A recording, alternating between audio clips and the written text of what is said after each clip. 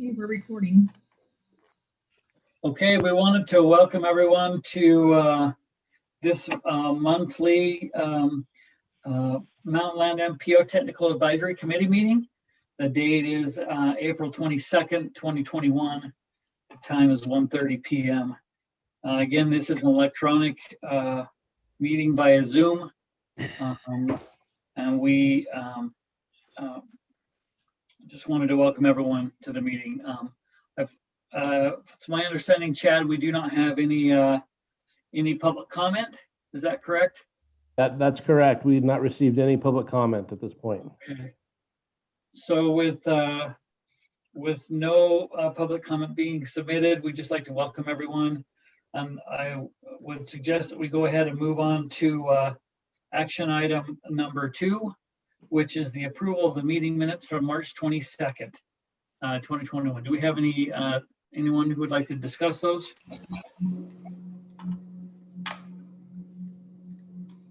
If not, I would be willing to accept a motion.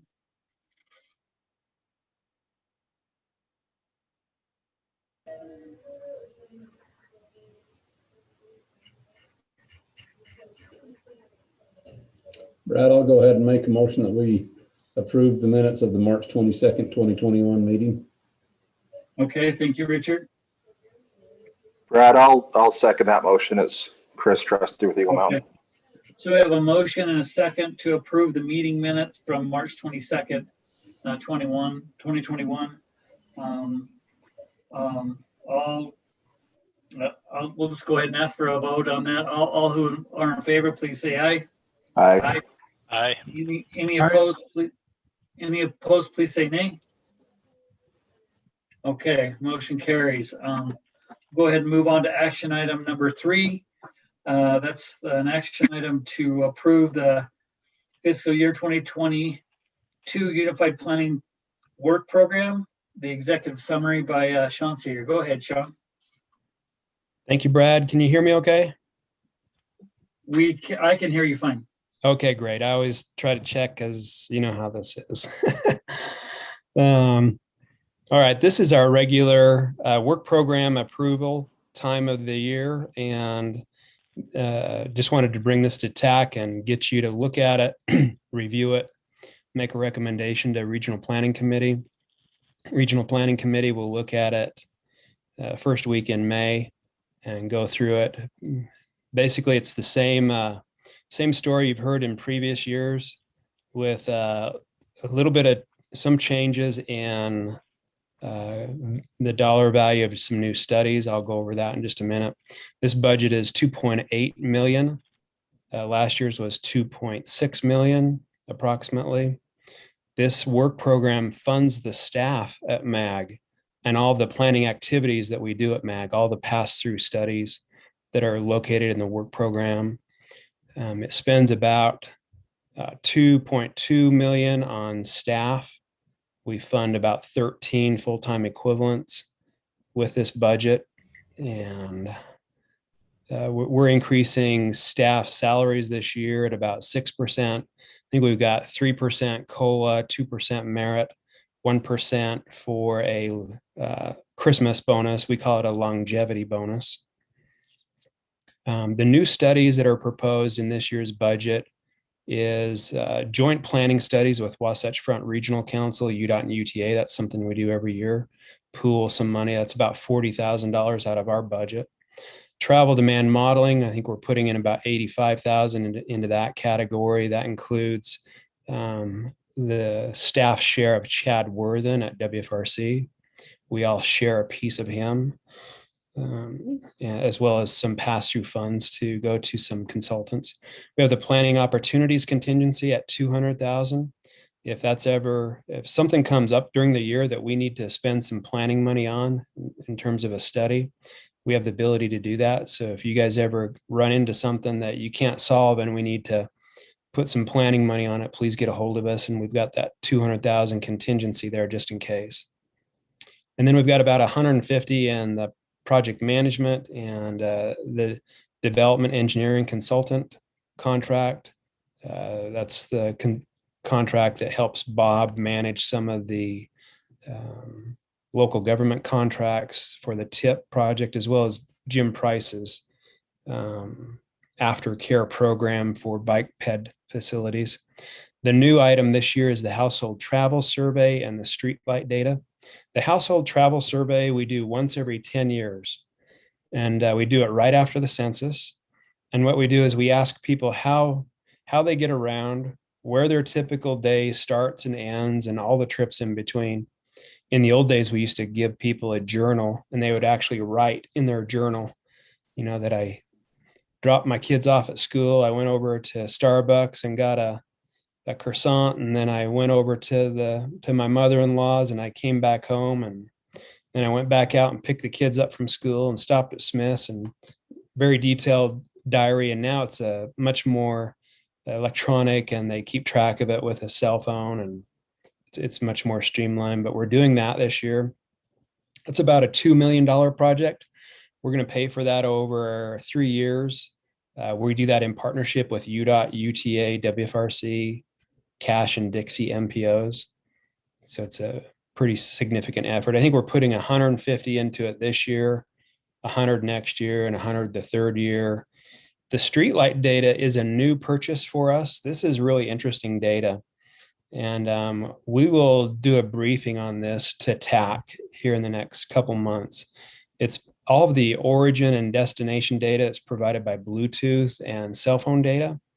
And this is another partnership purchase with UDOT, UTA, WFRC, where we're buying this data, and it can give us some really thoughtful insight into traffic problems. And so we want to try to use that to solve some of the issues that we've been seeing and facing, and UDOT's a partner with us. And if your cities need access to this stuff, we want to try to help you too. So that's kind of an overview of the budget. This is the jurisdictional cash assessment. I'm sorry that that's so small on the screen.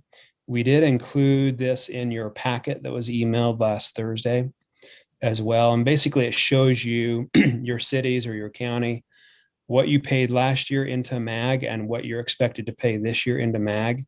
Very small differences. The only differences that you'll see in that is based on population changes, where, say, for example, Vineyard added a lot of population, their dollar contribution is going to go up. And let's say you're the town of Fairfield, you did not add very much population, your contribution is going to go down, because a lot of these numbers are based on per capita allocations. And let's see. Any questions on that? This material, we're going to get some more detail and a narrative out to regional planning this week. So there's a little bit of more of a write-up on it, but this is the broad overview. Brad, let me know if I can answer any questions on that. Yeah, I'm just waiting to hear if anyone has any questions.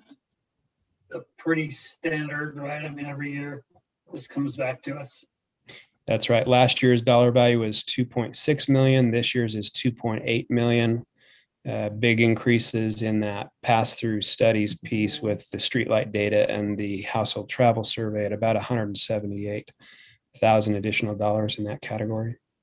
So Sean, is that traffic light study information? I think I remember, while UDOT was working on the section of the tech corridor through Lehigh, there was, I think they called it Blinksy. Yeah. Is that the Blinksy data that's been gathered? Is that still going forward, the Blinksy studies? This is very similar to that, Brad. Blinksy is the brand name. Streetlight data is a different brand name. And so same technology, where they use the Bluetooth data and they use some cell phone data.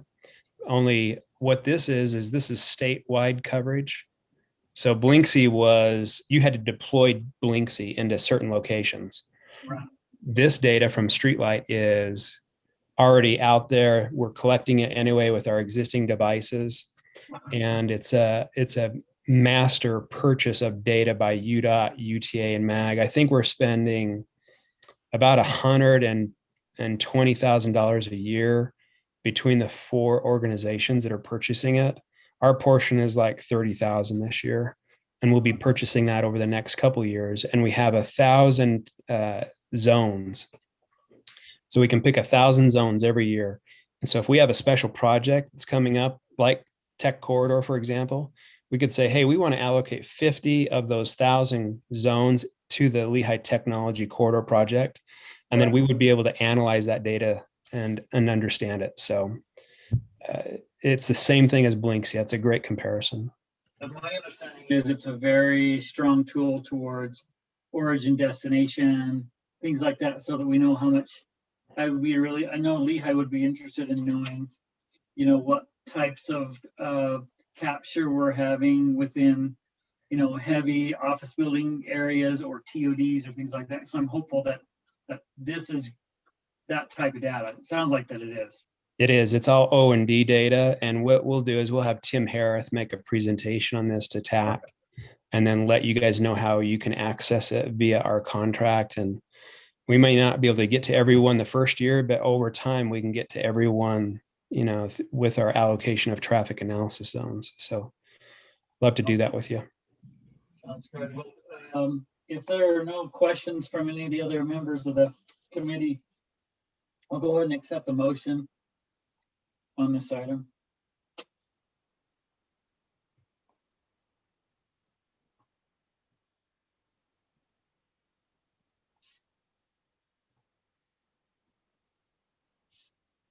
Brad, Steve Mumford here. I move to approve the fiscal year 22 MAG executive summary of the Unified Planning and Work Program as presented. Thank you, Steve. I'll Brad, second. this is Ken. I'll go ahead and second that, okay?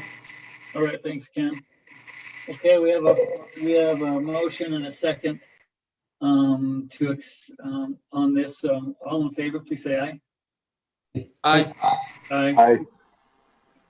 Any opposed? Say nay, please. Okay, sounds like that carries forward. Thank you. Let's move on to action item number 4. This is the tip amendment on the Front Runner Extension environmental study with Chad Eccles.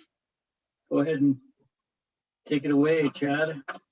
I'll let Bob do an introduction. He kind of does these on some of our tip amendments. I just wanted to kind of bring you up on the process. Yeah, so this is a new project that would be added to the tip. Now, some of you asked, well, how come we are not doing this through a normal tip selection process? We do have a provision in our tip selection processes and in our policies that if a project is in need to be added to the tip outside the normal 2-year selection cycle, it is possible. They do come through, they just come through the Technical Advisory Committee and Regional Planning. We do have a concept report for this project. I'll let maybe Chad and maybe Jill talk about some of the reasoning why we think this is a project worthy of kind of coming in halfway through the cycle. But I just want to let you know that this is something that we do. It is part of our policies to allow this to happen. And so I'll go ahead and turn it back over to Chad to talk about the project. But I just wanted to let everyone know, yes, this is within our policy that we do this, and we have done it in the past. Okay, great. Thanks, Bob. This kind of came about as of a result of our last regional planning committee meeting. We have been working, as you may know, on the South County Transit Study, which is looking at the extension of the Front Runner line and how that might work, what type of modes of transit we might put into place to actually serve the South County. And so we've been studying that in a planning study, and it's underway. It will probably wrap up probably sometime this summer, just after this summer. We'll have some good information. And with all the money that's been kind of coming through COVID and maybe through the new infrastructure bills that are coming through the federal government, there's been some discussion on the mayors of how do we prepare ourselves to be ready to receive this money? What projects can we put into place that would be shovel ready and ready to go? And so because of that, the mayors have felt like there was a desire to be prepared to take the next step. And the next step in the planning is to move into an environmental process for the South Front Runner extension. And so we are proposing to put money aside for a share of that study money. The amount we're proposing to set aside is $2 million. And we are going to have this money set aside so that when we're ready and moving into the next phase, we can move ahead with the next project and start this environmental so that we're ready to go. It's been, as we talked with the mayors, Mayor Wright of Payson, he offered to be the project sponsor for this, and they seem to be excited about it, and the mayor's excited about it. I might just turn a minute over to Jill and see if there's anything that, Jill, you'd like to comment on or add to what I'm saying? No, Chad, just to tag along with what you said, this did initiate with a discussion with the mayors. I think the mayors in South Utah County are really excited about this South Valley Transit study that's occurring. They see this as a logical next step. So they want to just continue on our path to identifying those transit options in South Utah County as we move forward. There's looking at ridership, looking at the different nodes or transportation nodes, as well as the options for transit. So again, it's just that next step. Again, Mayor Wright wants to lead the charge, or is willing to do that for the other communities. So, I'd hope to hear today that there is support from the other communities in South Utah County just to continue this study moving forward. Okay, thank you very much. I think that's really the case, that the mayor's leading the charge for all the South County cities, and there's a lot of thought that this is on their behalf, and so he's taking the lead on this. Do you have any questions about this at all, or anything anyone else would like to say or comment?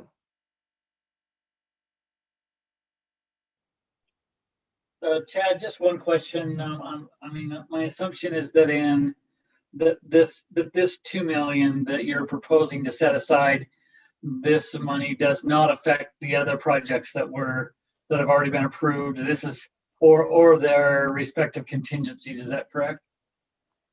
That's true. The projects won't be moved at all. This is kind of using some contingency money that we've had that's above and beyond kind of the amount we allow behind. So we seem to have the money that we could do this. Chad, Bob, jump in on that. Oh, sorry. I was just going to add the thought process behind this 2 million is, if you recall, maybe 3 months ago, one of the initial COVID relief bills came out, and we were notified that we received about 3.8 million in federal funding as part of that, and we have a few years to do what we will. It's basically just like one of our normal federal funding sources, and so we felt like this would be a logical place to spend a portion of that funds. So it wouldn't even technically be dipping into our contingency funds that we've set aside.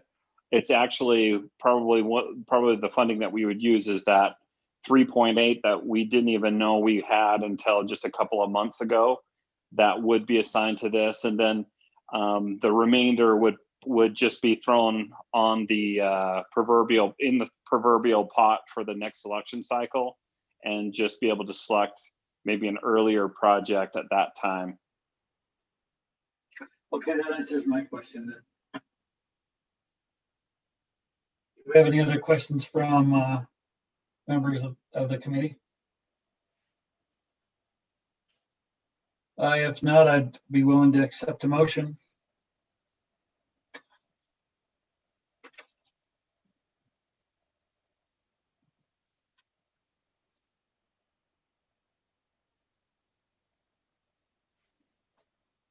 Hey, Brad, this is Ken. Could you go ahead, I'd like to make a motion that we go ahead with this as it's been discussed here. I'm sorry I don't have a proposed motion, but I think I agree with the overall that we need to do this, because we need to make sure we're ready to keep moving on this instead of letting the ball drop. Okay, so Ken has made a motion to move forward with this. To get this going through the process. Do we have a second on that? This is Richard. I'll second it. Okay, thank you, Richard. Seeing we have a motion and a second, we'll take a vote on that. All in favor, say aye. Aye. Aye. Aye. Aye. Any opposed, say nay. Okay, motion carries then. Thank you, Chad and Bob and Jill. Okay, let's move on to action item number 5, the tip amendment on the SR 92 North County Boulevard property acquisition with Bob. Yeah, give me just a second to get my screen up here. Are you seeing my MAG presentation? Okay. So this is going to be a pretty basic one. So this is another tip amendment. So a little bit of background. This is the intersection of North County Boulevard and SR 92. For those of you that are familiar with this area, this right turn movement from eastbound on SR 92 to southbound North County Boulevard has been a problem basically for the last several years. The backup, especially in the mornings, can back up upwards of a mile down the road. So North County Boulevard, when they built this project, the North County Boulevard project basically acquired all of the right-of-way along the corridor, except, Richard, I think this is the only one, this is the only piece that they were not able to acquire. They were able to acquire a construction easement, I think, but not actually acquire that parcel. It was a right to enter and construct is what it was. Okay. So this is the one holdout that they weren't able to acquire, but they were able to complete the project. Well, the property is now for sale, and both UDOT and Highland have agreed that this property definitely needs to be acquired due to potential future changes to the intersection to accommodate that major movement.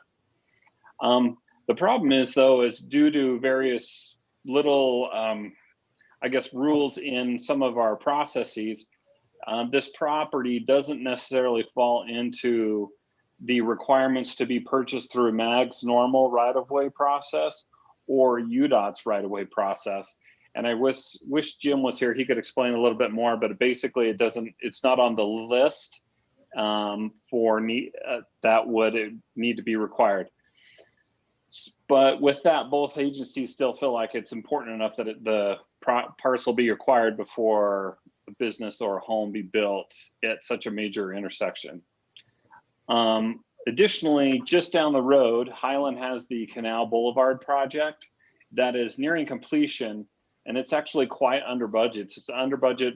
They're still finalizing things, but almost $1 million under budget for that project. So the proposal is that Highland is requesting that $250,000 of the excess funds from the Canal Boulevard project be used to purchase the property here on the corner. This is a process that we do allow.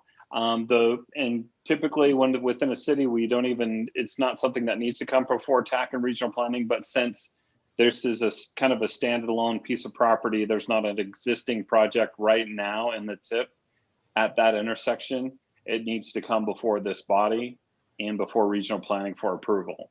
So basically the proposal is to pull $250,000 of that excess funds to set aside to acquire this property.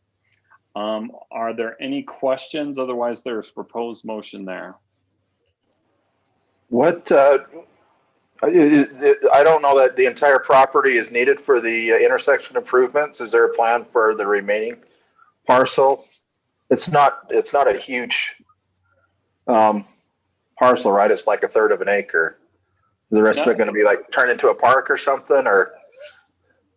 Typically what happens with those funds is they will sit on it, and the city will sit on it until the project is done, and then any excess, if there's revenue left over, goes back into the pot. I meant for the land, not the dollars. Okay. The parcel itself. Todd, did I see Todd Train here? Todd, did you have a comment on that? I'm here. At this point, Chris, I believe that was Chris Trustee that asked the question. Is that right? That's right. Yep. at this point, we don't have any plans. I mean, eventually we'd probably like to sell off whatever's remaining to that property owner. The current property owner owns both of these pieces, the home to the west, and then this parcel.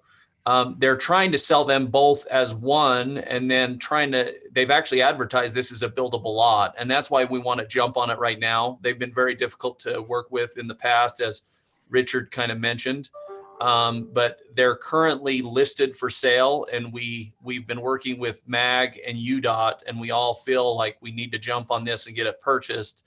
And then we'll deal with whatever the remaining parcel is that we would not need and sell it. And then whatever funds we get, we're going to treat this like a regular acquisition through the normal process. And we would just return those funds, whatever's left over. But we just don't want it to be sold and then someone come in and try to put something on this parcel, because it is needed for the intersection.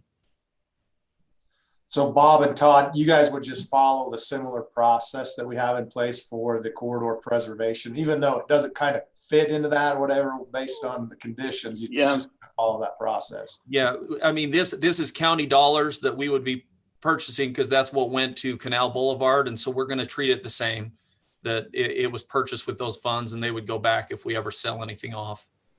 And they're willing sellers. Right. It's listed right now. And that's why we're jumping on this, is because it was advertised or at least listed. And that's why I've been working with their real estate agent, and they're willing to sell to us if we can come up with the money. So that we're not going to be in like a bidding war with a whole bunch of people like a typical house. No, they basically said if we go through the standard process and get an appraisal, they will accept the appraisal price, is what I've been told. Good questions. Any more questions?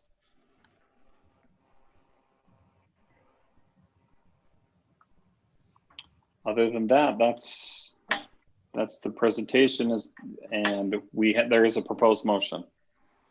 Thanks, Bob. Hey, Brad, I'll go ahead and make that motion. I move that we recommend $250,000 to be moved from the Canal Boulevard project to purchase the SR 92 North County Boulevard property. Okay, thanks, Chris. We have a second on that.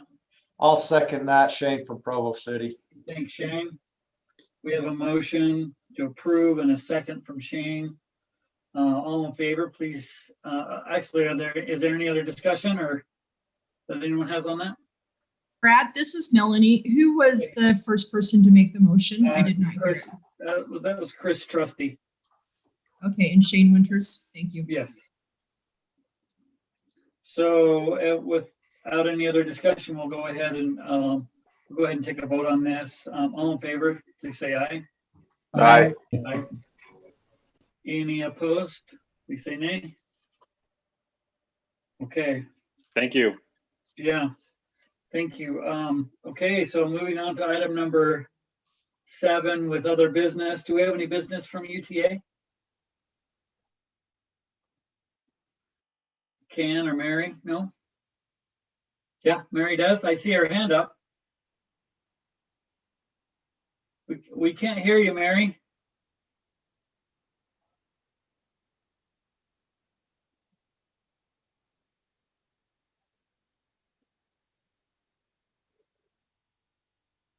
Doesn't look like she's on mute, but for some reason we can't hear you, Mary.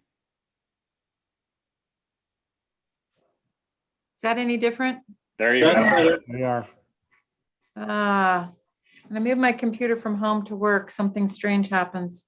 Anyway, I just want to thank everybody for the support on the Front Runner going south. It's been really a pleasure working with Provo to Santaquin, and I think we're really learning and understanding each other better, and a lot of positive energy on this project. So thank you everyone for the support. Yeah. I want everybody to also be aware that Laura, who's been leading that project, is taking another position. And so because of that, Mary is going to be leading the project for us. So she'll be your primary contact person. And I'm excited about that. You can never shake me. Sorry, no one, no sorry. So we're going to carry on. We're sorry to lose Laura, but we're going to carry on. We got some good work going and some great momentum. So thank you, Chad. Okay. Do we have any items of business from UDOT today? I don't think we have anybody from UDOT on that I can see. I just barely joined, but I don't have anything at all, so. All right, sounds good. Looks like I skipped over item number 6. Sorry about that. You're supposed to remind me of this, Chad, or. I wasn't going to let you go. I was going to come in at the end and get it done. Yeah, So, item number 6. Let's move on to that one. Discussion on future TAC meetings and location. Go ahead. yeah, thank you. Well, we've been in this time where we've been doing this virtual meeting now for quite a while. I think in some ways it's had some efficiencies in use of your time and other things that maybe you've enjoyed. And I think we'll continue having this option for quite some time available. That being said, I know there will be times we'll want to meet as a group and get together, and we'll want to have, when we're voting on projects, and want to have that face-to-face thing happening. And as we start to see things opening up and with some of the protocols changing a little bit, we're looking to try and see what we can do to meet. We feel like our conference room isn't very safe just because of how we all crowd in there and how that is. And we're looking for some new locations to have meetings. We have some in mind, and we're looking and trying to research those and see what the availability is. But we thought we would also throw that out to the bigger collective, knowing that of many places and things that might work for. We're looking for both regional planning and for this TAC committee. So we would ask that you might consider that. And if you know of some place, let us know so that we can investigate and see if that might meet the needs that we have. We're just trying to see how to do this in the future. So Chad, a question for you. We've met down in Provo on Center Street, right there near Center Street in the past. Is that location still an option? Not for this year so much. There have been some other things in there, and we haven't been able to secure that facility through the end of the year. It could become available next year, and so that might be an option for us then. But this year, we're going to be looking to find something else. So we have a couple in mind that we're looking at. Like I said, we don't feel like we're totally lost, but we just want to open it up for everybody to kind of, if you know of a place that's central and has the room and the space and also the technology, we'd like to have the Wi-Fi, some of those things that are important for us to facilitate this meeting. But if you know of a place, we'd love to hear your suggestions. Until you Chad, said, what about, excuse me. sorry. No, go ahead, Mary. You I probably say, have. what about the convention center downtown Provo? We looked into that. They weren't willing to make it free that we know of yet. So that's an issue. Otherwise, that would be nice, a nice place to be. Thanks. Aaron, did you have one too? Mine wasn't very serious, but I was just thinking there is a lot of really wide open space golf courses all around the county. We could just rotate from city to city. You can set up your Wi-Fi in the clubhouse and just broadcast it out to everybody, something like that. I think that could work really well. We could have an agenda item at each hole. So as you progress through the course, you're able to enjoy the meeting. Aaron, I was hoping you were going to say barbecue places, and just through each course, each meet, we went to the next. We can have a hole sponsored by R&R Barbecue. We can have a hole sponsored by some other barbecue joint. They're all over the county, so we can have a hole sponsored. We can do little taste testings while you're waiting for the next hole. I don't know. Just there's lots of options. They're endless, really, when you think about how wide open those spaces are. We'll have lots of attendance. That would be good. Our annual open house is kind of historically been held at the senior center in Orem. Would that be a location maybe for us to gather? Sam, I don't know what your thoughts are.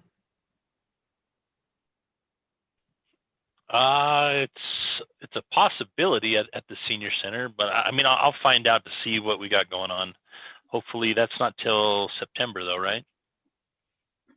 October is when we do our open house, but we've been in the interim while the Orem Recreation Center has been down for construction. They moved a lot of activities over to the senior center and they were really packed. And so we weren't able to really do anything there.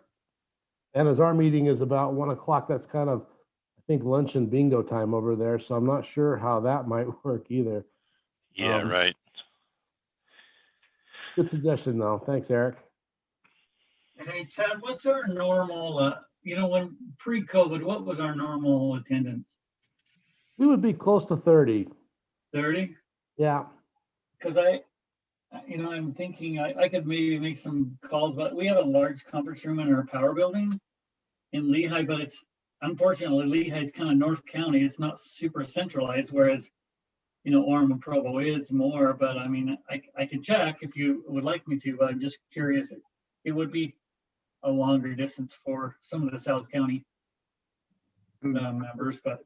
Brad, along those lines, we also have the new Broadbent community room in our police building. That's actually a pretty decent sized space. I mean, that's kind of a selfish suggestion, but it would be nice for us. But yeah, it definitely is a little farther north for everybody else. So anyway, ideas.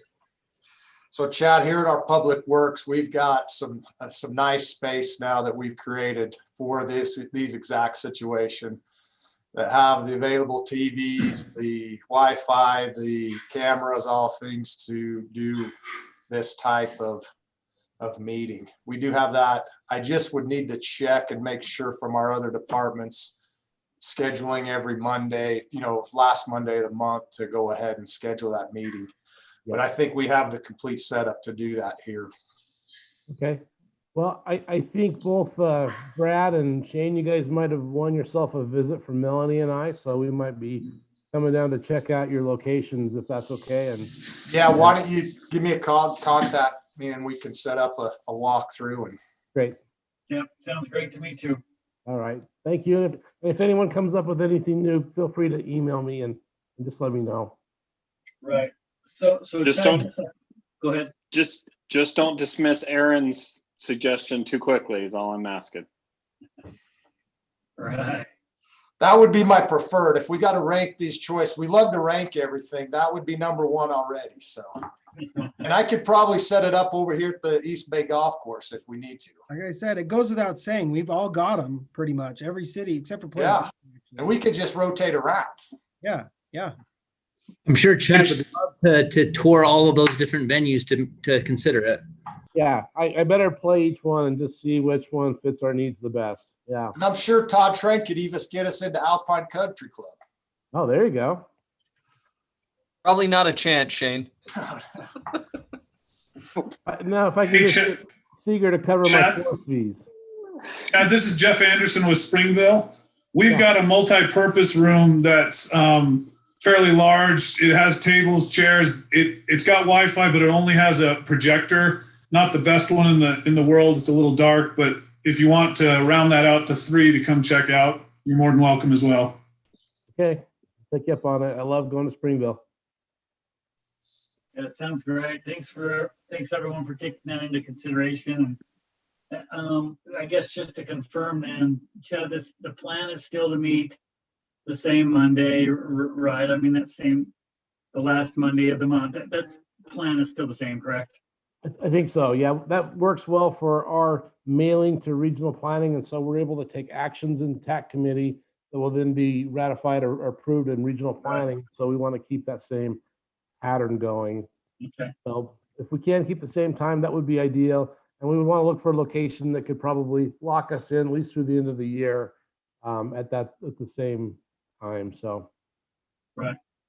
And then just, I guess, looking forward then, remind me, I haven't seen the schedule, but normally or generally speaking, we would have idea reports coming due, say November, December, correct? So we'll start having those conversations coming up soon. Yeah. So probably in the next, probably in June or July, we will have kind of our kickoff meeting to start talking about the schedule for project selection. Typically, we won't have a meeting where we're together and voting. Typically, the meeting in January is the first time that we're together reviewing project ideas and ranking those. So we might move it a little bit earlier to December or November this year, just looking at people's looking at scheduling and how we want to work it. But we'll get with you in the next couple months to start reviewing that schedule. And so we still got a ways before that process really gets up and running. Right.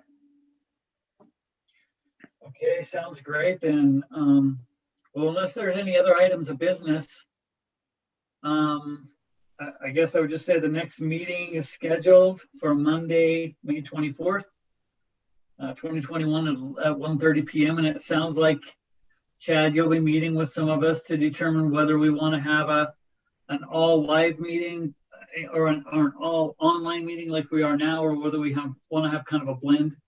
But let's just kind of, right now, at least we know we'll have an online meeting, and then if we decide to blend it somehow, we'll work that up next month. So, yeah, I suspect we'll have at least a blended meeting, Brad, until we for a while, and because right. I know there's just sometimes it's hard to get to the meeting. So I think this technology's advanced so much. I think we'll keep it going as well as try to meet in person.